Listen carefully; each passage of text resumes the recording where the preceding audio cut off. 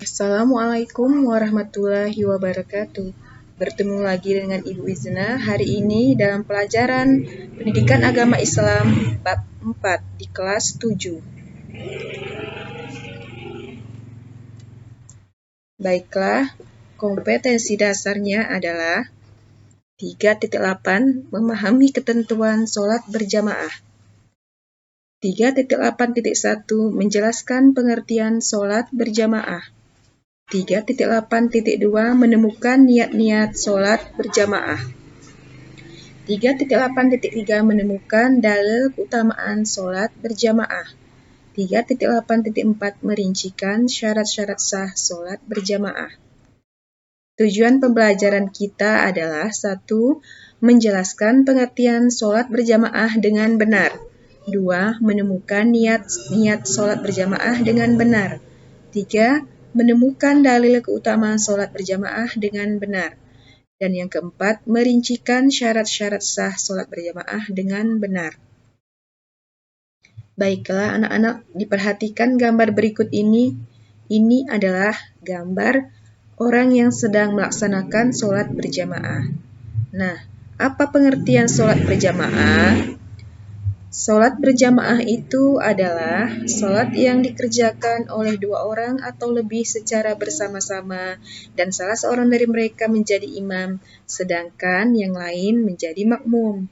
Nah, sholat 5 waktu yang kita lakukan sangat diutamakan untuk dikerjakan secara berjamaah, bukan sendiri-sendiri atau munfarid.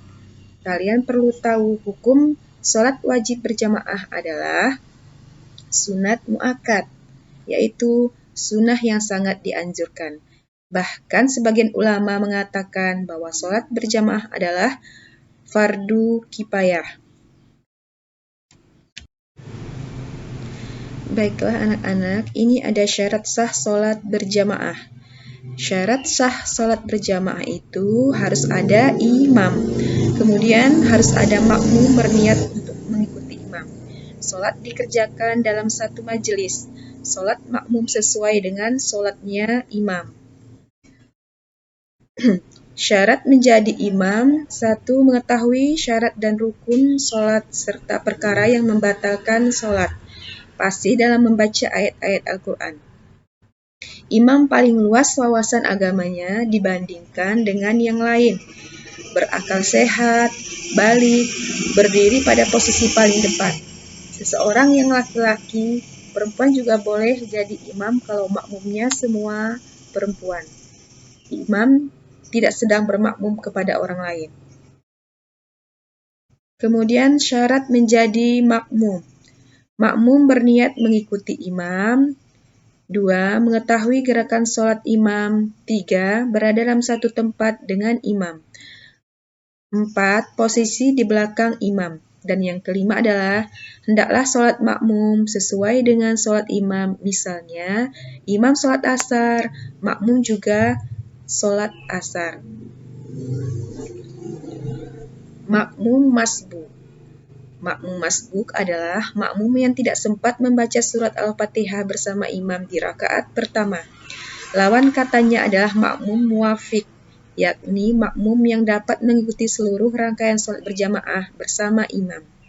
Jika kalian dalam kondisi ketinggalan berjamaah seperti ini, perlu kecermatan dalam tata cara menghitung jumlah rakaat.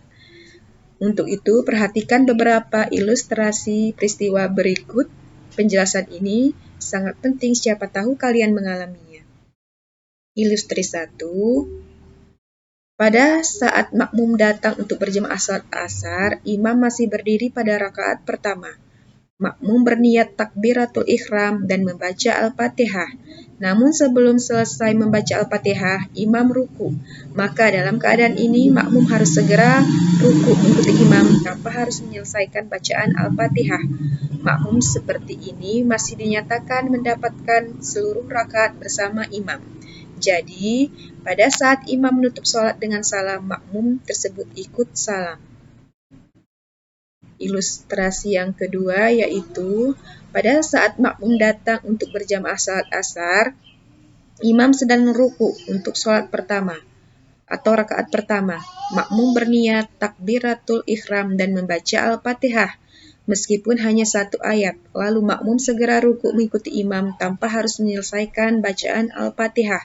Makmum semacam ini masih dinyatakan mendapatkan seluruh rakaat bersama imam. Jadi pada saat imam menutup salat dengan salam, makmum tersebut ikut salam.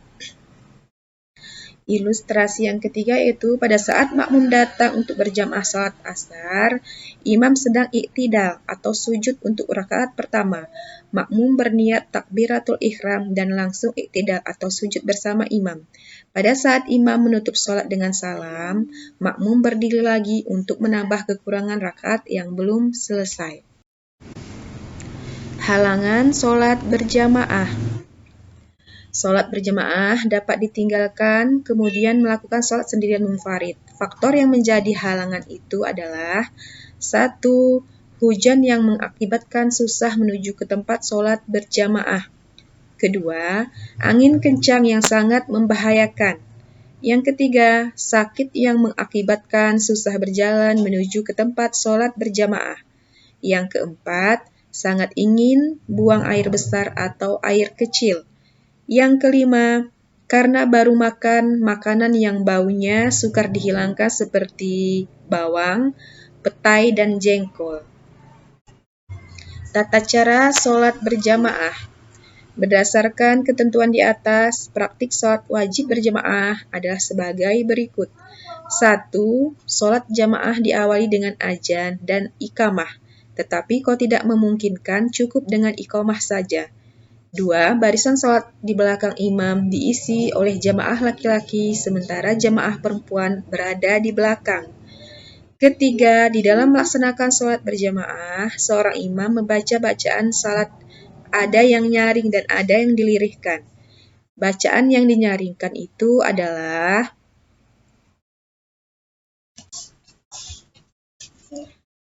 bacaan takbiratul ihram, takbir intikal, tasmi, dan salam. Yang kedua, bacaan yang dikeraskan adalah bacaan Al-Fatihah dan ayat-ayat Al-Quran pada 2 rakaat pertama sholat maghrib, isya, dan subuh. Begitu juga dengan sholat Jumat, gerhana, istisqa, idain, 2 hari raya, tarawih, dan witir.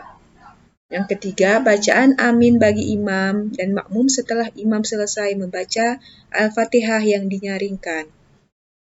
Keempat, makmum harus mengikuti gerakan imam dan tidak boleh mendahului gerakan imam.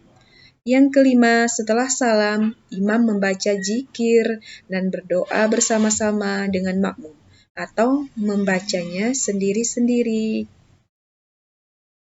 Nah, sikap kecintaan kepada sholat berjamaah dapat diwujudkan melalui perilaku sebagai berikut. 1. Ketika waktu sholat segera menuju ke masjid dan mengumandangkan atau mendengarkan azan. Yang kedua, ketika mendengar azan segera menuju ke masjid.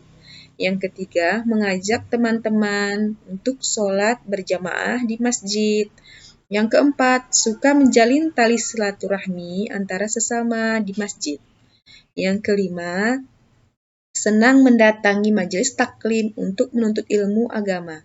Yang keenam, tidak suka membeda-bedakan status sosial seseorang karena kedudukannya sama di hadapan Allah. Yang ketujuh, bersikap demokratis saat taat kepada pemimpin selama tidak melakukan kesalahan. Apabila pemimpin salah, kita wajib mengingatkan ke jalan yang benar. Nah, anak-anak, itulah beberapa sikap kecintaan kita kepada sholat berjamaah. Dan ini adalah yang selanjutnya, perbandingan pahala antara sholat sendiri dan dengan sholat berjamaah itu 1:27. Hal ini karena sholat berjamaah memiliki yaitu 1. Menjalin silaturahmi antara sesama. Yang kedua, mengerjakan hidup disiplin, saling mencintai dan menghargai.